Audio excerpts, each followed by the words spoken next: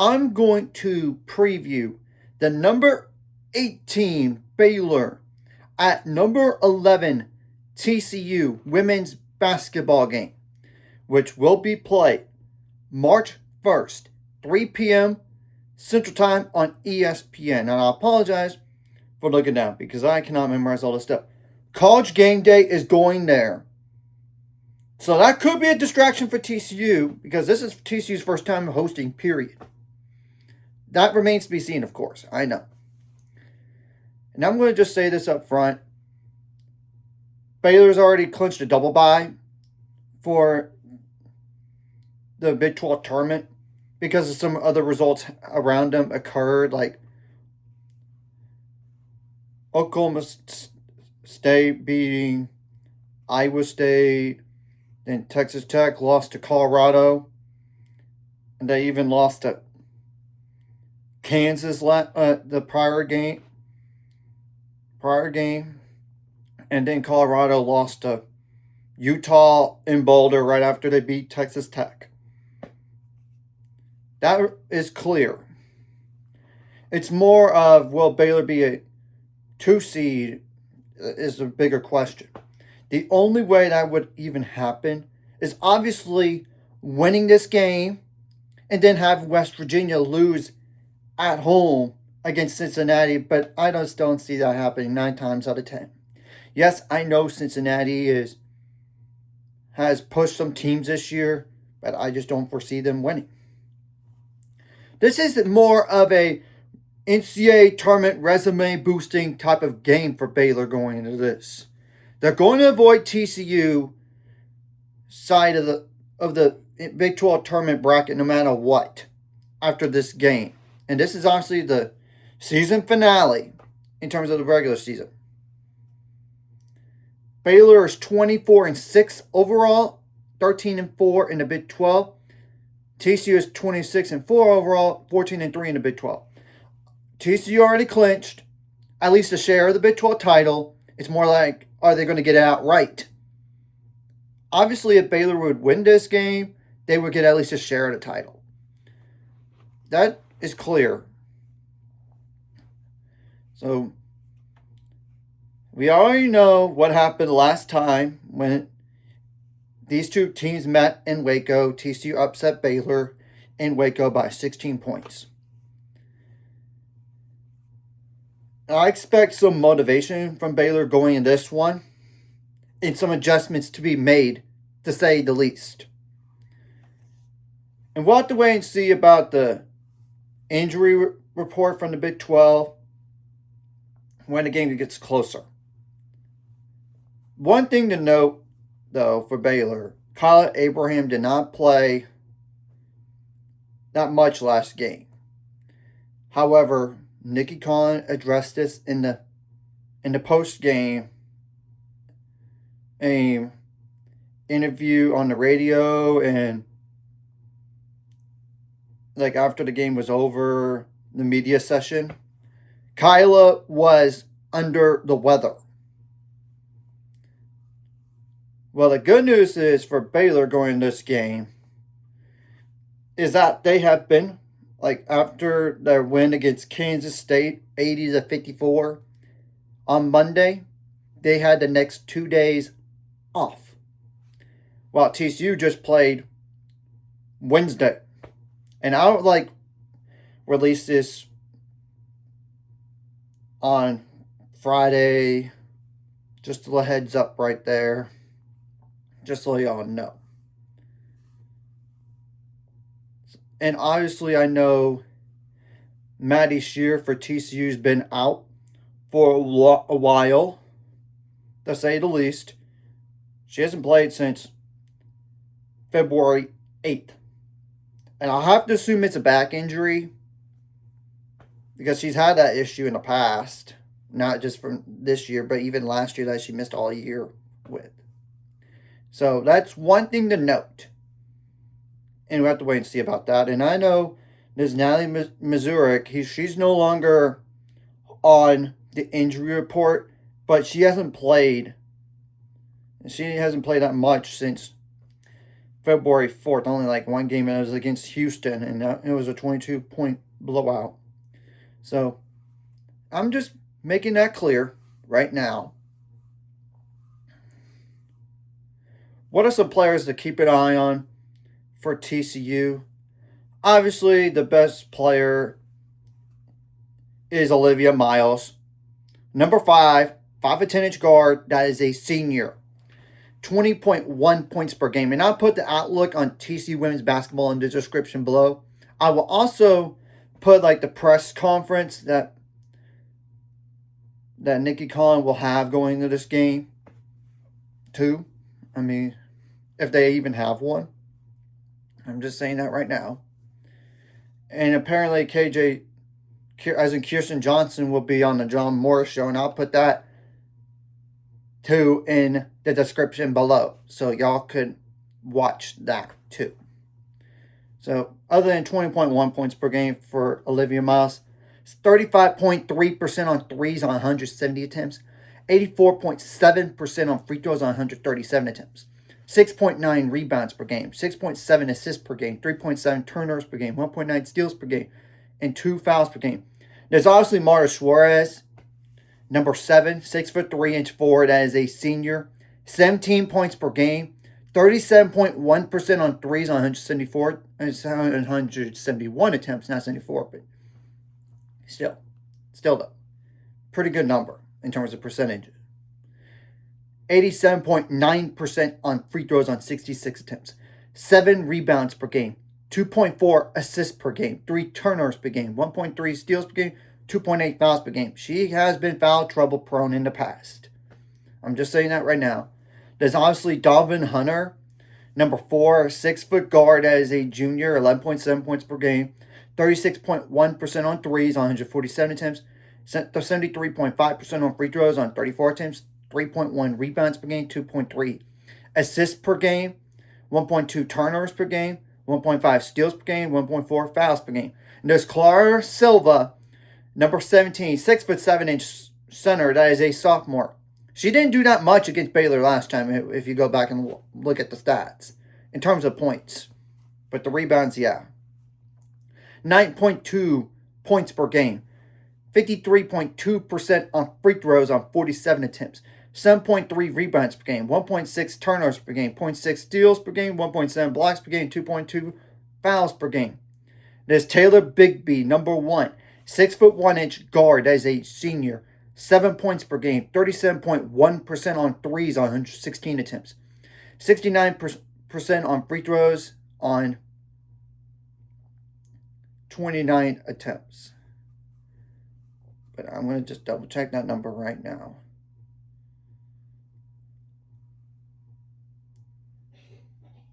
Yeah. They're in 69%. Yeah. 2.2 rebounds per game, 0.8 turnovers per game, 0.7 steals per game, 1.3 fouls per game. And I might as well mention Maddie Shear's stats real quick, even though I don't know if she's going to really play. She's number 22, 5'10" guard as a senior, 5.4 points per game, 38.4% on threes on 73 attempts, 78.6% on free throws on 14 attempts, 3.2 rebounds per game, 3 assists per game, 0.9 turnovers per game, 1.1 steals per game, 0.9 blocks per game, 2.1 fouls per game. That remains to be seen about her.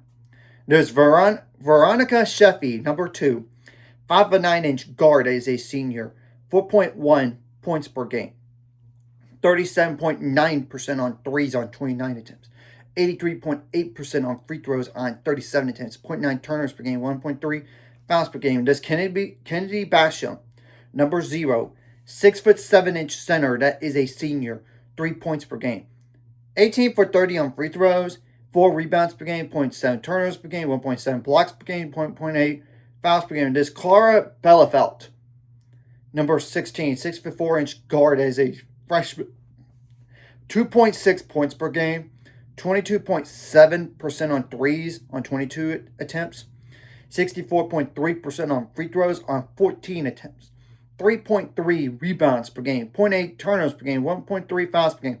And the last player I'm really going to go mention is Talia Parker. She played last time against Baylor. Number 21, 6 foot 1 inch guard, is a sophomore, 1.8 points per game, 16.7% on threes on 6 attempts, 62.5% on free throws on 8 attempts, zero point 0.6 turnovers per game, and 0.6 fouls per game. Obviously, whatever you did last time against TCU, you got to do something totally different. And you got to make adjustments. And you also got to make adjustments on the fly during the game.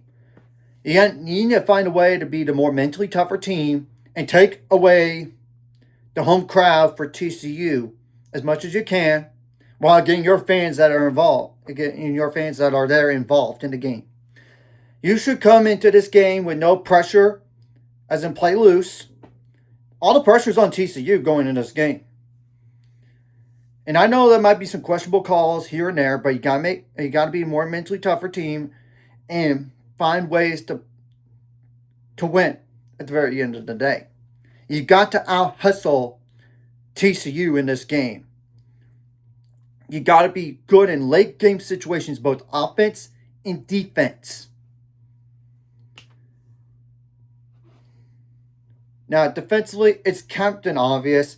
You cannot let Olivia Miles and Marta Suarez kill you like last time. They combined for 67 points, which is the exact same amount that Baylor scored last time. You got to limit them a lot better, and you want to avoid foul trouble while getting them in foul trouble. It's obvious that you cannot just sag off on Olivia Miles because she's been in a better 3-point shooter this year. She made 10 out of 20 last time from 3. I honestly would say make TCU play 2x2x2. Don't give them any easy looks from 3. I'm not saying giving up layups. Make them take long twos. Make them take mid-range jump shots. Something other than threes. You got to contain the shooters. I mean, you contained Donovan Hunter last time, and she only had 6 points, and she's a shooter, but she was 2 for 3 from the field, but both of those makes were threes. And there's one stat out there that I found out. Every time that TCU has lost a game this year, they shot 35% from 3 or worse. Yes, I know TCU has won some games despite not shooting that great from 3 at times. But it increases your chances of winning. And you got to limit the points up in the paint. So that's what didn't really kill Baylor last time. It was like the threes. TCU only had like 24 points in the paint. And I don't know whether or not Baylor should double team Olivia Miles. Yes, I know she could really pass the ball, but at the same time, you cannot let her go off of 40. In that 40-point game that she had 23 of those in the third quarter. You can't do that again. Simply put, you just can't. You got to get on her quicker. And yes, I don't want her to get so many drives and to the basket, and you can't really help off of shooters. And Clara Silva was not that effective last game. I mean, she only 2 points and only 1 for 6 from the field and 0 for 1 on free throws, but she had 8 rebounds though. You got to limit the 3-point line a lot better in this game. You don't want to let them live at the free throw line either, because TCU made majority of the free throws last time against you. You got to limit the transition points, the second chance points especially, because sometimes that really makes a difference in the game. And same thing goes for points off turnovers. And you got to get some defensive rebounds. Create turnovers. TCU had 11 turnovers last time against Baylor, but at the very end of the day, it was just not enough, as you could tell.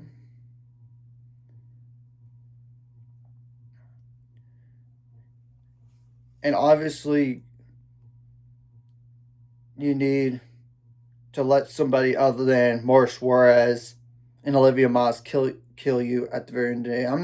You got to limit those two a lot better. I'm not saying let one player go off for 30 on you, but you got to do something to not let those two players beat you so bad.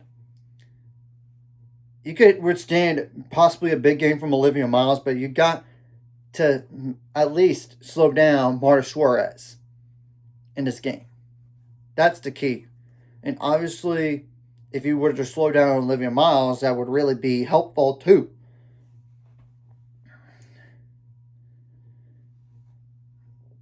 And sometimes your best offense comes from your defense. So get some points out turners. Get some points in paint, whether it's like a pick and a roll or a drive to the basket or like transition wise, get a layup. Yeah, get some fast break points. You got to make your free throws count, which Baylor did last time. They had 75%. And you got to be better from the 3-point line in this game than last time. You were 7 for 25. Yeah, you can't do that against TCU and expect to win necessarily, unless your defense shows up pretty good.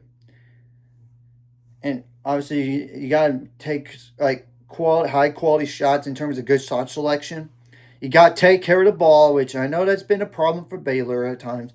But last time against TCU, they had 11 turnovers, and TCU scored only 14 of those off the turnovers. So I'm just saying, you got to get some offensive rebounds, which you only had 3 last time out of those 31 rebounds overall. Yeah, you got to get some second chance points in this game. You got to especially get the boards and take advantage of that. That's the difference in the game sometimes is those second chance points. So that's obvious. You got to have your role players and bench players step up in this type of game. I don't know how many minutes Inez Gorianova is going to play or Ella Brown, but they need to do their role. And I would expect Ella Brown to play maybe a little bit more than Inez in this type of game because she's an upperclassman, but you never know. Obviously, Markayla Johnson's playing a lot better ever since she had that freshman wall. She's been playing better. I mean, I'm just telling the truth. She needs to do her role, and same thing goes for Yuting Dong going this game, and she is fine, by the way. Yes, I know she fell on her tailbone but against UCF a while back, but she's better now, it seems. And you got to have your post presence step up, whether it's like in a combination of Kaylin Elms, Kyle Abraham, and Kirsten Johnson. Not just like you got to have some rebounds from them, obviously. But if you could get some scoring, that would really help. Like, I know Kirsten Johnson had a great game against Iowa State in that big win at the time. And I know they're falling off a bit, but you get the point. You got to have her step up in this type of game. And same thing goes for the defense on all three. And Bella Farnroy had a better game, the best game she had shooting wise from 3 all year. And Baylor needs her to step up in this type of game. If she could hit open threes, that would really open up the Baylor offense even more. And hopefully Dariana LePage-Buggs does play a little bit better than last time against TCU on the rebounds wise. The points wise, she needs to step up too. Obviously, Atolia Scott needs to step up in this type of game as well, I'm just saying. And Jane Van Guybeek needs to step up too, not just in terms of assists or leadership, but if they're going to give her open threes, she got to take them and make them in this type of game. And I don't know about Kara Pemberton really playing that much, but if she does, she needs to do her role. But you get the point. You get the point. Unless this is a runaway game, and hopefully it's not this time. I just don't foresee her playing that much. So you got to come out with the sense of urgency here. You need a quality win in the worst way. You really, really do. And look, if Baylor were to win this game, they could improve their NCAA tournament seeding down the line to possibly a 5. Possibly. And whatever you did wrong last game, you got correct. But whatever you did right last game, you got to bring in this game. So, all the pressure's on TCU in this game. They're at home. They're a higher ranked team. But I will say, though, TCU has been pushed at home before. They literally had a miraculous 27-7 run against Iowa State in their last home game. Iowa State was up double digits in the fourth quarter. Yet Iowa State took that game away. I'm just going to call it the way it is. And TCU won 80-73. If you have a lead, you got to protect it. And now if you're down, you got to be resilient and fight back. And hopefully don't get down so much so that you can't overcome. Please just don't put yourself in that hole. I mean, West Virginia pushed them. Obviously, West Virginia almost beat TCU when they were in Morgantown, but you get the point there. And obviously, if you go back to that Kansas game for TCU, and that one was at home, they literally only won by two points in that game. So they have been close with some teams, not just on the road, but even at home. All the pressure is on them. You got to be very motivated. And look, win or lose, this doesn't change Big 12 standings. Obviously, if you were to win, you get a share of the Big 12 title and improve your NCAA tournament seeding down the line. So, and I know after that Texas Tech loss, Bugs had to step up vocally. Nikki Khan said that on the coaches show literally last week. She talked about that some. If you want to go back and listen to that, it's on YouTube, on Baylor Leg's YouTube page. So I'm just saying, she wants the ring really bad. And her teammates got to step up in this type of game. So enough of this preview, and I know this might be taking a little longer than it should, but I just don't want to like downplay this game, because really, it's a big game in terms of ranking perspective, NCAA tournament perspective. Now, Big 12 standings wise, I don't think it's going to impact that much, unless West Virginia were to lose against Cincinnati and Morgantown. Baylor's going to be a 3 seed for the Big 12 tournament no matter what, at worst. So, the good news is, after this game, you won't have to play TCU right away. Oh no, it's a TBD, and it's going to be on Friday. It's more like when are you going to play part of the last game on Friday, but you never know. So, anyways, if you like this content, hit the like, subscribe button. See you guys later on the road to 800 subscribers, scores, ultimate goals, 1,000 more. Some of the scores like video, comment video really helps YouTube background. Some more people see us, and the video does help as well. Some more people can watch, and if you're watching and not subscribe, hit subscribe button for the notification bell as well. And for those returning players for Baylor, let's do something that they did to us. Win on their home floor for one last time in the regular season. That's what Baylor did, what TCU did against Baylor last year on their senior day. So let's try to ruin their last regular season home game as much as we can here and give them a run for their money. And if we could win this game, that would be really huge down the line for the NCAA tournament seeding.